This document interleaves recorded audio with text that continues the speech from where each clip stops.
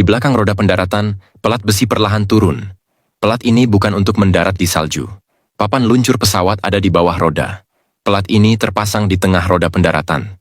Fungsinya sama dengan batang logam di depan mesin. Keduanya bagian dari paket perlindungan Boeing 70320. Pelat besi di belakang roda disebut penyekat perlindungan. Fungsinya mencegah batu terlempar ke mesin. Saat pesawat mendarat di landasan yang buruk, pelat ini sangat berguna. Batang logam di depan disebut peredam pusaran. Fungsinya mencegah pusaran udara terbentuk di bawah mesin. Hal ini mencegah benda asing tersedot ke dalam mesin. Dengan perlindungan ini, mesin pesawat lebih aman.